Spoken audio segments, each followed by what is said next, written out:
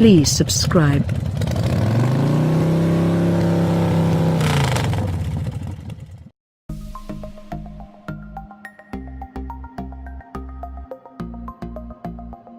Many moons ago I attended the launch of the then all-new Ford Explorer. At one point during the event, Ford let us sample a Jeep Grand Cherokee, ostensibly so that we gathered scribes could gauge how much better the Explorer was than its competition. I'll never forget my driving partner, Pulitzer Prize winner and Wall Street Journal scribe Dan Neal, turning to me, a look of mischief in his eyes, and one of us saying, "Boy, that Jeep's pretty damn good, huh?" In other words, Ford's gambit was, as the kids say, a total fail. Dan and I actually ditched the event early and hit up a local casino to play some Texas Hold'em. I won $100 if memory serves. Dan fared less well. As you might imagine, on the launch of the all-new 2018 Ford Expedition, I was racked with deja vu hopping into a Chevrolet Suburban hitched up to a 5,500-pound horse trailer. Was Ford about to make the same mistake again? The Expedition is a full-size body-on-frame SUV. Actually, the big boy is available in two sizes, with the long wheelbase max version gaining 12 inches of overall length and about 8 inches of wheelbase. There are two engine choices, being honest, two engine output choices. Most trim levels get a 375 horsepower, 470 pound-to-foot version of Ford's now venerable EcoBoost 3.5-liter twin-turbo V6, the same power plant, more or less, you'll find in Halo products such the Raptor and $500,000 GT. Talk about diversity. Should you opt for the Platinum Expedition, power climbs to 400 horsepower, and torque goes up by 10 to 480 pounds-to-foot. These are handy improvements over the previous Expedition, which shared the EcoBoost V6 but made just 365 horsepower and 420 pounds-to-foot of torque. As Bob Lutz so sagely said, Americans buy horsepower but drive torque. Power is sent to the rear wheels via Ford's version of the Ford GM 10-speed automatic transmission. Rear-wheel drive is standard, though I'd guess most Expeditions will leave dealer lots equipped with four-wheel drive. High gears only, however. If you do need to take your big SUV way off the beaten path, there's the FX4 variant, which comes complete with a 2-speed transfer case, aka low gears. Back to Americans for a second. XL and double XL SUVs such as the Expedition really and truly are a red, white, and blue phenomenon. They don't make much sense to the rest of the world, primarily because the roads are too narrow, parking is too tight, and gas is expensive. Here, giant highways, ample parking, and, adjusted for inflation, gasoline costs as much as coffee filters. Judging by what I spend at Starbucks per week, gas is much cheaper than actual coffee. In much the same way that a smartphone won't make 0 cents if you've never spent time desperately searching for parking in a packed European city, San Francisco, supersized SUVs seem absurd to the uninitiated, save for us Yanks and the Middle East. However, once you've spent time in Big Boy, you realize there really is no replacement for sheer scale. There's an elegance to them, a relaxed sort of inherent luxury. A joie de vivre Las Vegas, if you will. Just like the full-size truck, mammoth SUVs are both a unique and wonderful American institution. A segment we should celebrate, especially when the vehicles are good. If you feel different, I'm sure what car has the Skoda Croak review you're looking for. Back when the Mercedes-Benz GLC won our 2016 SUV of the Year, one of the aspects that most impressed us was the clever use of platform sharing. The GLC rides on a slightly shortened version of the E-Class architecture while featuring the interior bits and drivetrain components from the C-Class. Likewise, the Expedition is in fact a clever mix of F-150 and F-250 350 parts. Structurally, the SUV is an F-150 with a third row and independent rear suspension. However, the interior, including the useful twin glove box arrangement, is straight off the Super Duty. But then Ford went above and beyond both versions of their trucks and added some woodwork, leather, and rotary dials that would be more at home in a Lincoln or an Audi, and I say this as an Audi owner. The engine and transmission, as mentioned, are from the F-150, though they feature unique states of tune. The sheet metal is a huge improvement over the previous generation Expedition, which never had a modern metal-to-glass ratio. The greenhouse was too big, making the whole thing look droopy.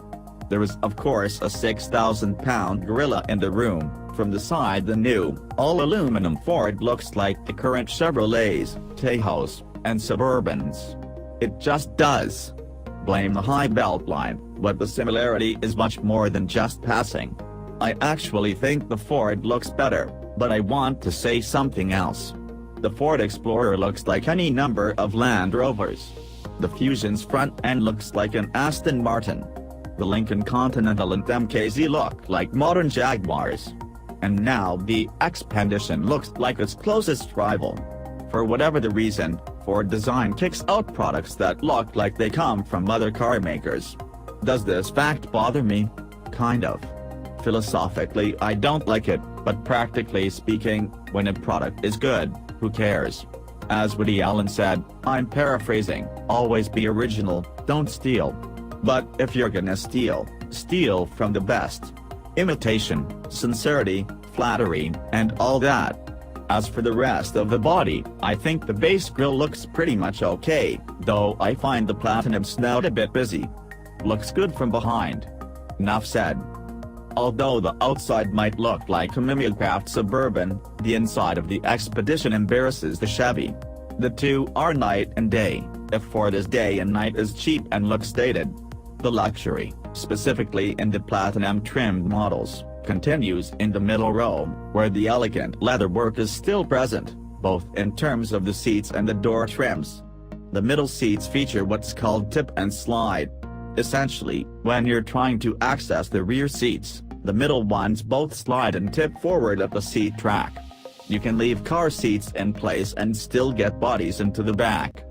The rearmost seat, or the way back, as my family called the third row in our station wagons growing up, is sizable, even in the regular wheelbase Expedition, but it lacks the high-quality materials of the other two rows. I don't think this matters an iota. I imagine the way back to only be inhabited by snot-faced banshees, whacking each other over the head with go-go coverage boxes or whatever kids are into these days. One gripe, I counted 2 USB outlets up front, 2 in the middle row, and 2 in the way back. I would double this, if not triple it. Leaving the gorgeous yet wacky Calamigos Ranch where Ford staged the Expedition launch on a dynamic loop, I might have jumped in front of another car, upsetting said car's driver. Hey, I knew I had 480 pounds-to-foot of torque. He didn't. Anyhow, you can imagine that he wasn't exactly pleased, and he chose to illustrate this displeasure by attempting to hang on my rear bumper. Fat chance. Not only was I able, and willing, to crush him on the straights, but by golly, the new Expedition also boogied through the corners. True, I had the SUV in sport mode, but even if I had left things in normal mode, the Expedition is, dare I say it, athletic. Not a sports car, obviously, but I was surprised at how easily I was able to wheel the thing up and down some pretty challenging Malibu Canyon roads. Granted, the Platinum model has continuously variable damping, but that suspension also has to deal with massive 22-inch wheels. Color me impressed, especially because, again, the Expedition is fundamentally an F-150 with an independent rear end. When you're not hustling the big brute, you'll find a quiet cabin and a well-controlled, comfy ride. I also got to sample the FX4 off-roader on a pretty challenging dirt course. The big news with the FX4 is the addition of the 2-speed transfer case and low gears. That said, the FX4 also gains a shortened air dam up front, underbody armor, sand guard for the engine, skid plate for the oil pan and transfer case, brush guard for the gas tank, model-specific running boards, and Michelin Primacy tires riding on 5-spoke 18-inch wheels.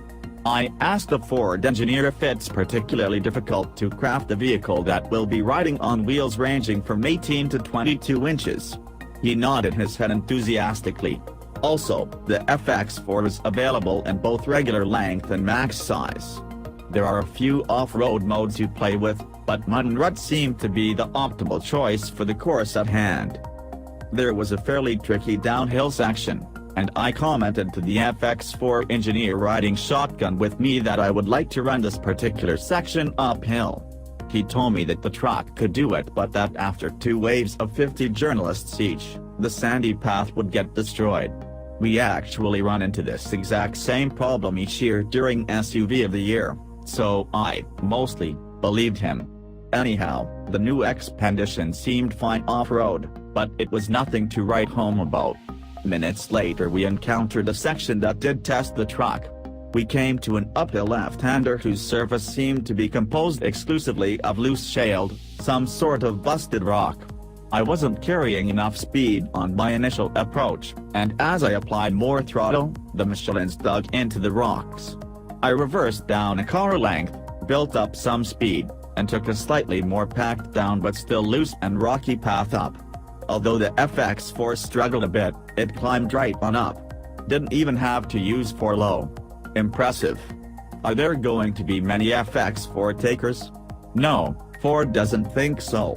But the ability to do some medium-grade off-roading is there if you want it. Next up came the real test, towing. Not because of what we were towing, a 5,500-pound horse trailer, the Expedition can tow 9,000 pounds in most trim levels, though the short wheelbase 2x4 rig can haul 9,300 pounds, but because they had an identical horse trailer hanging off the back of a Chevrolet Suburban. For the past day, the idea had been crystallizing in my head that this new Expedition is pretty dang good. However, Chevy's big twins are also great, which is why the Tahoe and Suburban are the unquestioned segment leaders, having sold 1,081,773 units between January 2010 and October 2017. Also, the best sales year to date for the GM twins was 2016, and 2017 looks to be second best. I'm not counting GMC or Caddy sales. That's a lot of filthy, full-size SUV lucre. I spend most of my time these days making videos. For the past 5 years, we've used the Chevy Tahoe, or Yukon, and once in a blue moon an Escalade, as our camera support vehicle. That means I'm in and around big Chevys 2 weeks a month, if not more. To call me familiar with the GMT 900 SUVs is a gross understatement. That said, until you actually drive 2 vehicles on the same day, on the same road, under the same conditions, you are working from human memory, which is perhaps the most unreliable commodity on Earth. So it was good to have a direct comparison at the Expedition event, and the Ford mopped the hills of Malibu with the Chevy. Not even really a contest. This was most definitely not a repeat of Ford's blunder with the Jeep on the Explorer launch. The limited trim Expedition's 470 pounds-to-foot of torque straight up embarrassed the Chevy's 5.3-liter V8, and its 383 pounds-to-foot, much worse actually, was the transmission. General Motors has yet to drop their iteration of the joint 10-speed unit into their full-size SUVs. So the Suburban came with the antiquated, to put it charitably, 6-speed auto that struggled to maintain 50 miles per hour up a maybe 6% grade, even with tow mode switched on. At one point I put my foot flat to the floor for perhaps 40 seconds before the transmission bothered to downshift. Not cool, Chevy. It was so bad I actually asked the Ford engineer if they detuned the Suburban. He laughed and said they hadn't touched him. When the Chevy finally did downshift, the cabin filled up with a wretched, high-pitched wail. Also, the ride quality under load was not so great. The truck seemed to wallow and wobble back and forth, especially uphill. To be fair, a 5,500-pound trailer is near the Suburban's max capacity of 6,300 pounds, but still. The Expedition? Wow, man, it blew the Chevy away. Acceleration was better, Braking was way better, ride was superior, the engine note under full load was much deeper, much less harsh, and perhaps most important, the Expedition could easily maintain 50 miles per hour up a good grade. Truth be told, it could do 20 miles per hour faster. The transmission seemed to actually enjoy towing. Most shocking to me, however, was how much more elegant and comfortable the Ford was. I haven't set foot in the new Lincoln Navigator, but I have a hard time imagining how it's more luxurious than the Ford. For way too long, Ford allowed what should have been a perennial cash cow to rot out in the pasture. The old Expedition wasn't horrible or anything. It was simply not competitive with what Ford's big rival was selling. Ford has flipped the script. The Expedition is now the class leader, no ifs, no ands, and no buts about it. If you are a diehard Chevrolet fan, take solace in the fact that the new GMT 1000 platform body-on-frame trucks and SUVs are coming sooner than later. Until then, Ford is the new big sheriff in town.